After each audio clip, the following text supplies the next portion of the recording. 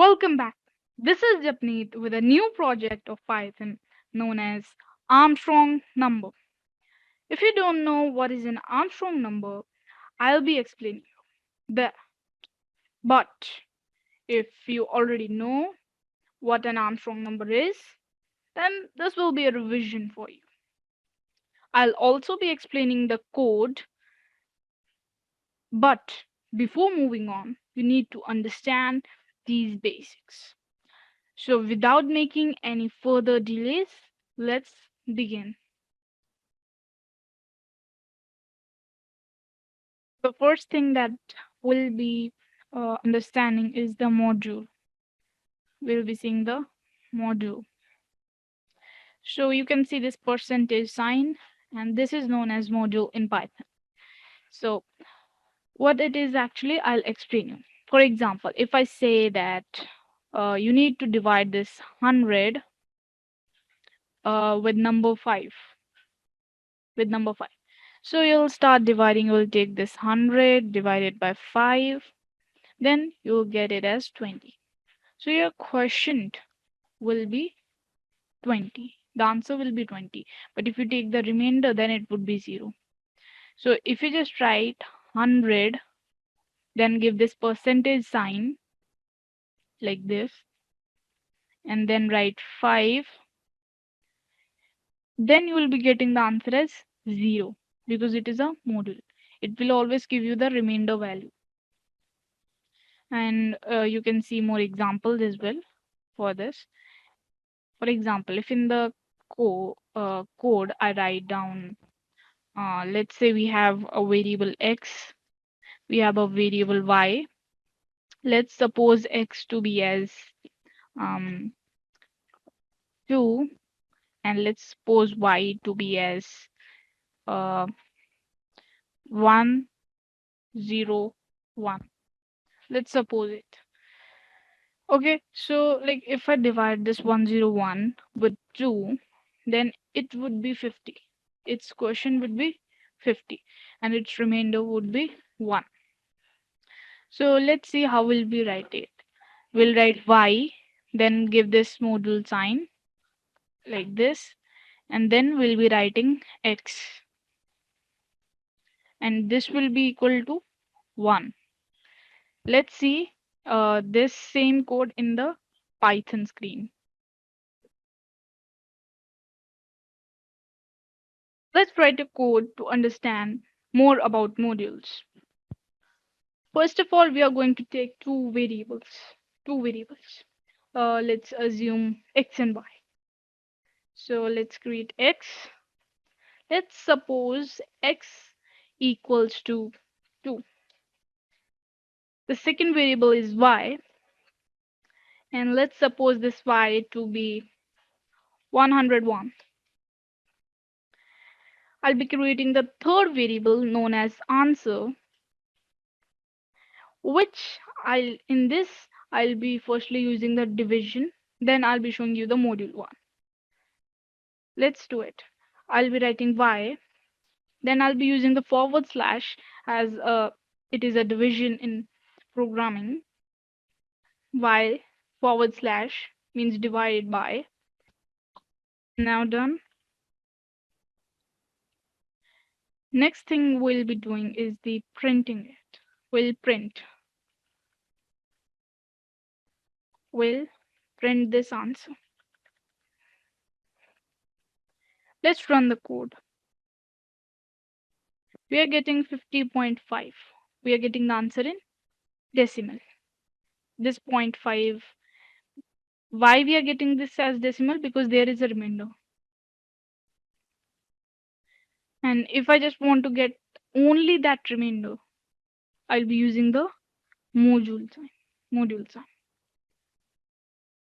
And this module sign is, as you can see, it is a percentage sign.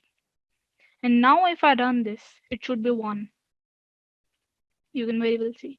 For example, if I take odd number, let's say 105. Let's see it now. The answer is still 1. If we divide it with 3, let's see now. Yes, the answer is 0. So this was about modules.py. Next, we'll be discussing about the floor division. Now, let's continue with the floor division now. So basically, it is similar to division only, and I'll explain you with this example. Let's take a number 129, and we divide it with the number 2. Now, when we divide it with the number 2, the answer that we get is 64.5. It is 64.5. But if we use the floor division, if I just write the same 129 divided by 2, and if I use this 2 forward slashes as they are a sign of floor division, it will give me only 64. By this means, floor division is used to round off the number to the nearest one, and that the number that you will get is a whole number always. It will not be a decimal number. In this we were getting a decimal number, but if you use the floor division, we'll be getting always a whole number. You can take many examples. Let's say 153, and if we make the floor division of with this, it would be nearly 31 or 30. But if you just simply divide it, you are not using floor division. If you just simply divide it, then you will be getting 30.6. You will be getting 30.6. To understand this more, let's go to the Python screen. This time also we are going to take two numbers.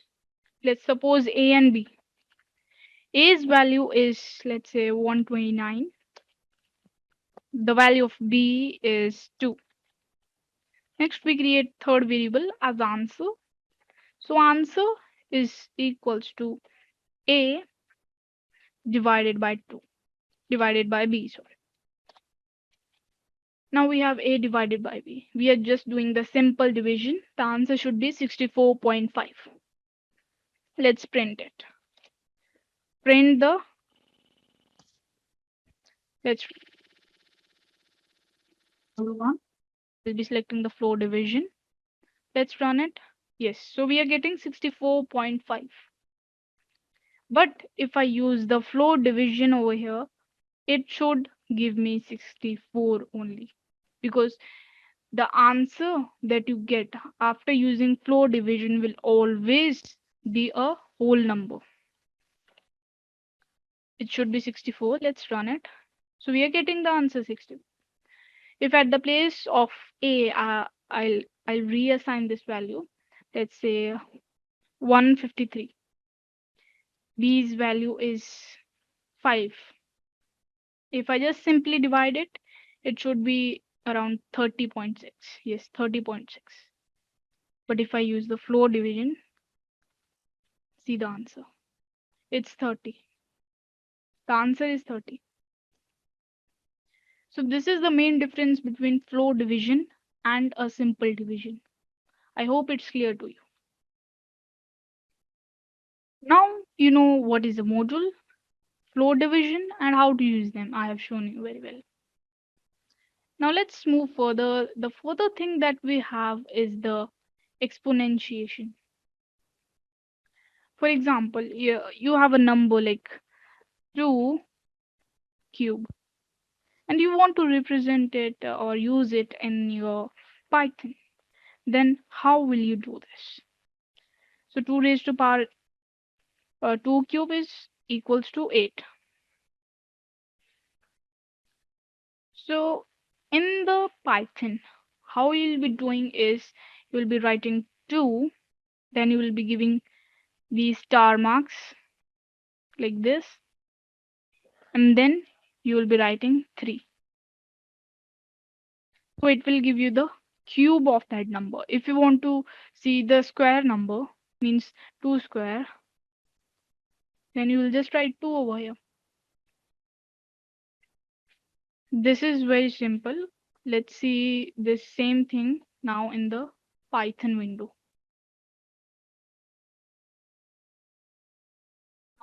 For this program, if you want to create variables, you can create, or just you can simply write it in the print.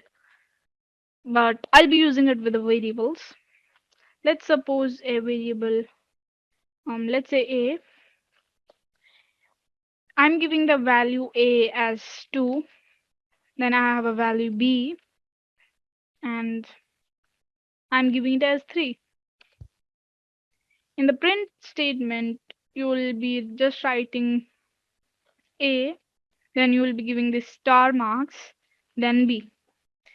The answer should be equals to 8. Let's see. So we are getting the 8 because it is 2 cube. If you just want the 2 square, you'll write b equal to 2, then you are getting a 2 square. If you want a 3 cube, you'll write 3 and a 3 over here as well. Now you'll be getting a 3 cube. If you want to write 3 raised to power 10, you'll just write a value equal to 3, b value equal to 10. Yes, it's up to you how you want to use it. This is how you can use exponential things in the Python. Till now, we have learned about the modules, flow division, and exponentiation. Next, we are going to see about the use of plus equal to. We'll be using this plus equal to. Now, for example, you have a variable as a, as ab. Let's suppose you have a variable as ab, and you are in a while loop or anywhere, and you want it to be like this: ab equal to ab plus 1. You want to write like this. Instead of writing this, you can do another thing, which is ab plus equal to 1. This is the other way you can write the same thing. This same thing could be written in this way. This is the use of plus equal to. I hope you understood this. The next thing that we'll be understanding is the difference between a single equal to and double equal to. So the single equal to is used to assign a value, as every time I write a equals to 10 or whatever. So I'm giving the value. I'm giving the value to a. I'm assigning it. But if there are double equals to, I just write a double equal to b. So this double equal to are doing the comparison. They are doing the comparison. I'm not assigning the value as a equal to b. I'm comparing a and b. If the value of a is 10, let's write down b as a double equal to b. It is not true. It is false, as b's value is 11 and a's value is 10. So they are not equal to. But instead of this, if I just write 10, then the value will be true. It will be true. So these double equal to are used for the comparison, and a single equal to is used for assigning the values. I hope that's also clear. So we are done with all the basics that we need for the project. Now let's see what are Armstrong numbers. For the Armstrong numbers, we are going to follow few steps to find out whether a number is an Armstrong number or not. So step 1 says to take any random number. Let's assume 320. So we have number 328. Second step says to count its digits. We have 3, 2, and 8. So there are 3 digits: 1, 2, and 3. 3 digits are there. Third step says take the number of digit and make it power of every digit. So what it actually means, take the number and the number of digits will be its power, like this. Then take another number, which is 2, and we'll be using 2 cube and 8 cube. Step number 4 is to add all those numbers. So we have 3 cube, added 2 cube, next we have 8 cube. 3 cube is 27, so 27 plus 8, 2 cube is 8, then I have 8 cube is 512. And if we add all these three numbers, we'll end up getting a number 547. So the number we took was 328, and the second number we got after adding the cube of them was 547. They are not equal to each other. They are not equal to each other. That's why this 328 is not an Armstrong number. We'll see another example uh, to see whether we get an Armstrong number or not. Number 1, 6, 3, 4. This is a 4-digit number. So count its digits. First step is done. We have took a number. Second step is to count its digit. So we have 4 digits, 1, 6, 3, 4. They are 1, 2, 3, and 4 digits. So we have 4 digits. Second step is also done. The third step says to take the number of digit and make it power of every single digit. So we have 1 raised to power 4. Then we have 6 raised to power 4. We have 3 raised to power 4. We have 4 raised to power 4. Then we have to add them. 1 raised to power 4 plus 6 raised to power 4. We have plus 3 raised to power 4. And at last we have 4 raised to power 4. 1 raised to power 4 is 1. 6 raised to power 4 is 1296. 3 raised to power 4 is 81. And 4 raised to power 4 is 256. Now we have to add all these numbers. So 256 plus 81, we get as these two numbers are 337, and these two are 1297. We have to add both of them, and if the answer is equal to the number itself, then we can say it is an Armstrong number. So 1297 added to 337, we get answer as 1634. So this is our answer after adding all these. And let's see the number we took. It was 1634. 1634, and they are equal. They are equal to each other. So we can say 1634 is an Armstrong number. 1634 is an Armstrong number. There are other examples too. For example, 153, and even more are there. You can search for it. So this is an Armstrong number. Now let's see how will we write the Python program for this Armstrong number. We'll come down and see with the Python. The first thing that we'll be doing is to create a variable.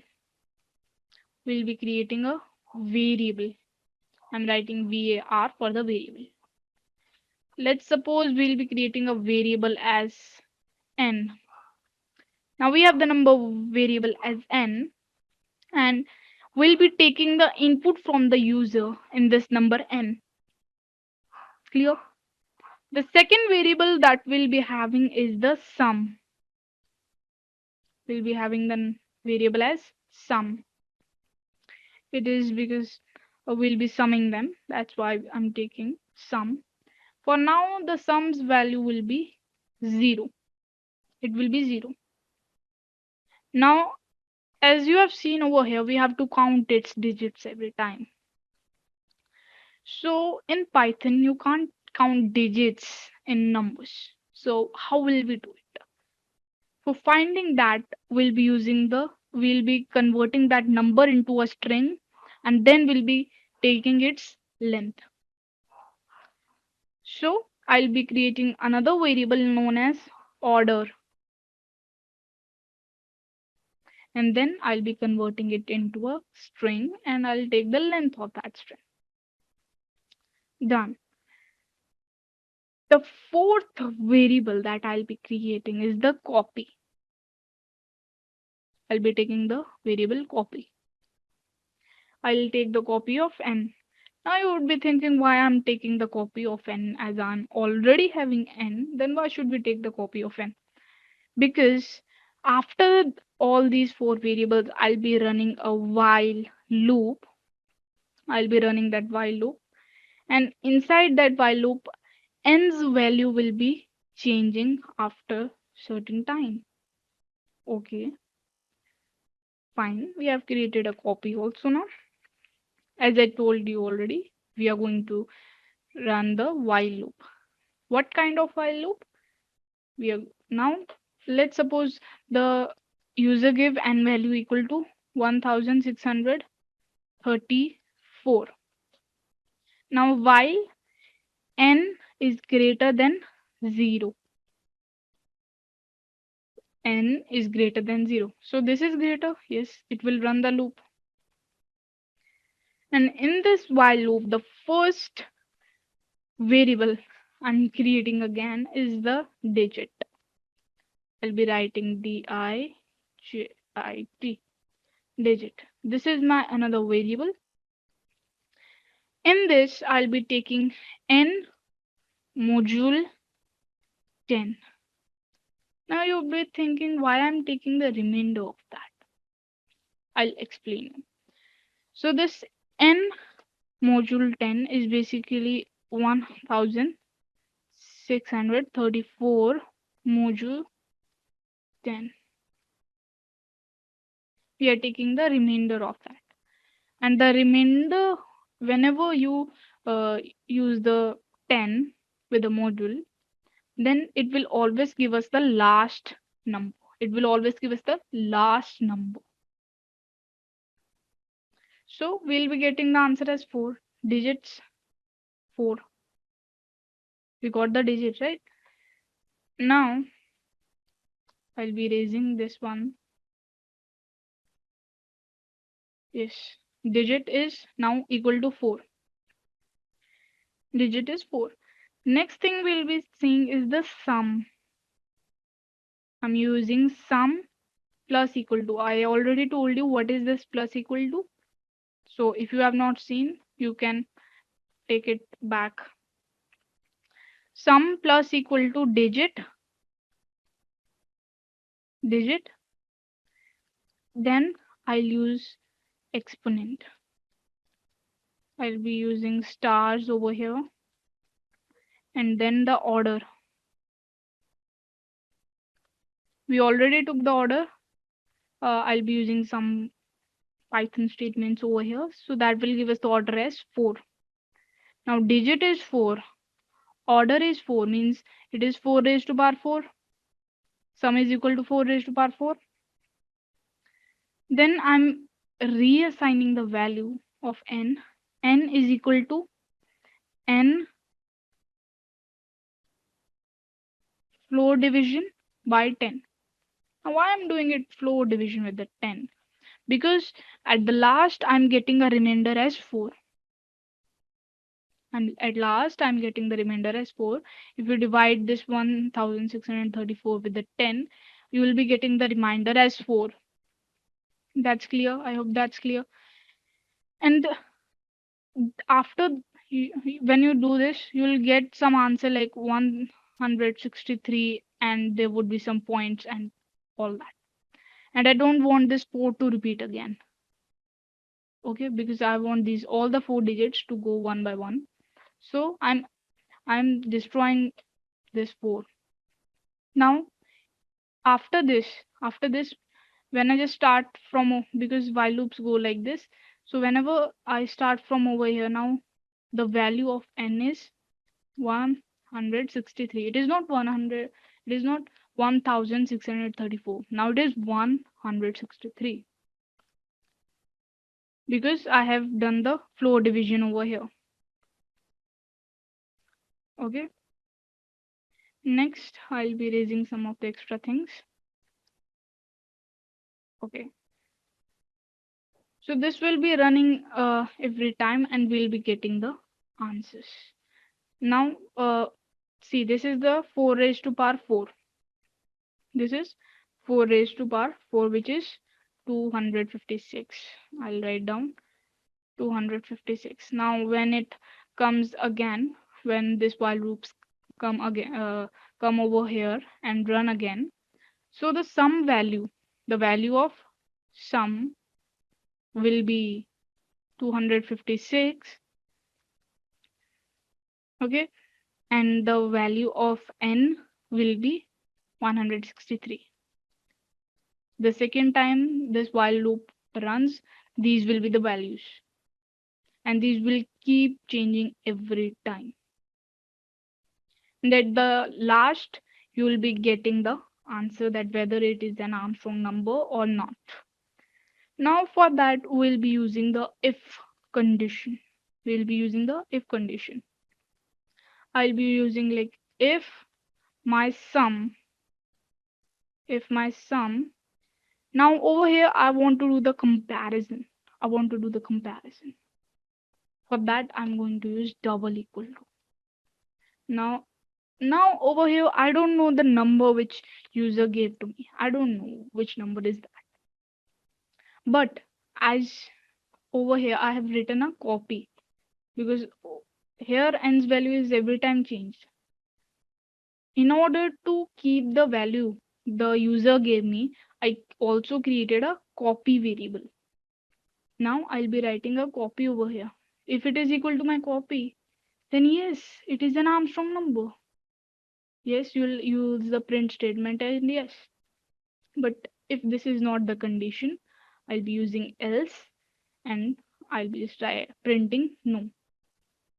And this was all the code. I hope it's now easy to use. Now let's write it down in the PyCharm now.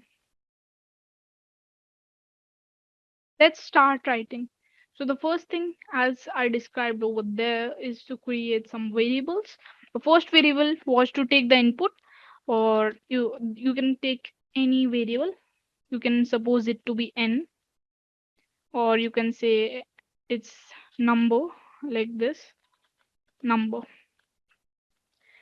I'll be taking the input as a number because I'm taking whether it is an Armstrong number or not. So firstly, I'm going to take it as a number. Over here, I'll be writing enter any random number. Enter any random number. We have done with the first thing.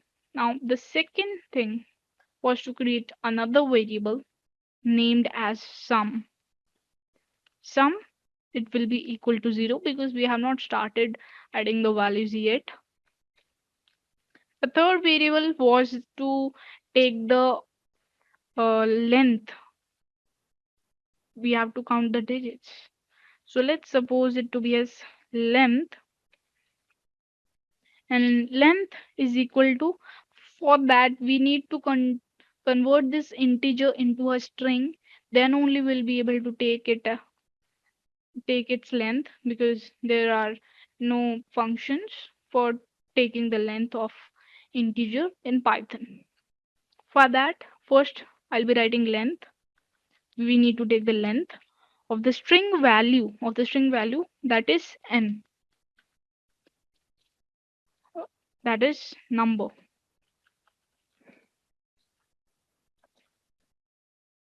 Fourth variable that we created was the copy. I'll write down copy of the number because number will be changing every time. So I have to keep a copy for it. After this, we have started up with the while loop. So while my number is, let's say, while my number is greater than 0, while it is not equal to 0, it is greater than 0.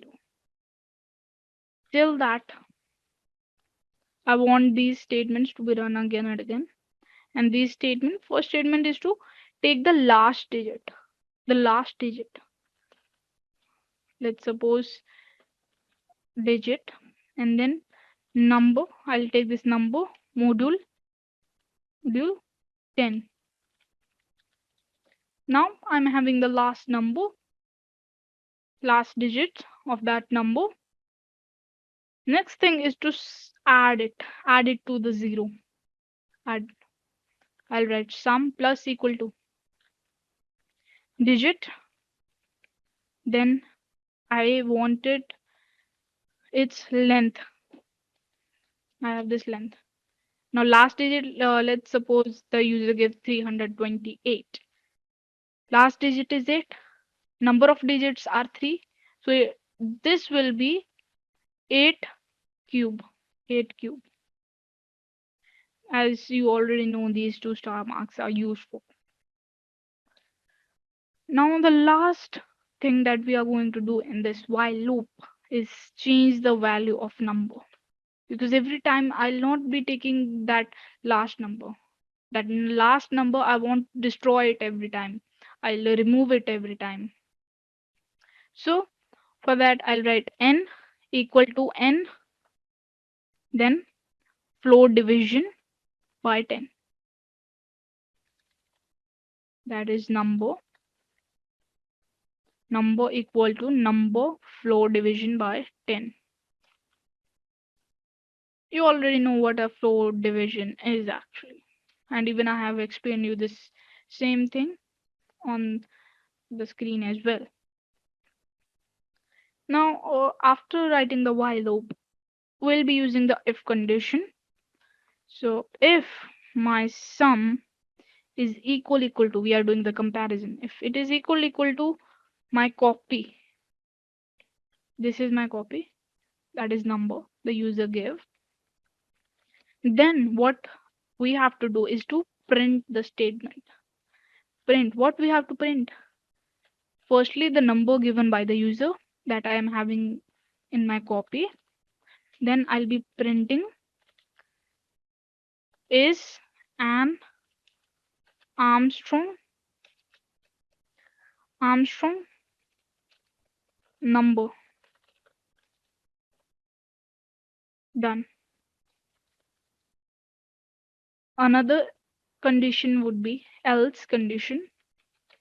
Means if it is not equal to copy, means if the sum is not equal to the number that user gave, then what would be the answer? It would be, we'll be printing firstly that the number given by the user, then is not an Armstrong number. Armstrong number means it is not an Armstrong number. Let's run it. So enter any number. Let's take it 265. So it is not an Armstrong number. Yes, it is. Let's take 1634. It is saying yes, it is an Armstrong number. So our program is running successfully, and this is the way how you can find any Armstrong number. And I hope you are clear with this, what are Armstrong numbers, and with a little bit of basics of Python. And how to write a code for the Armstrong number. I hope you liked the video. Thanks for watching it.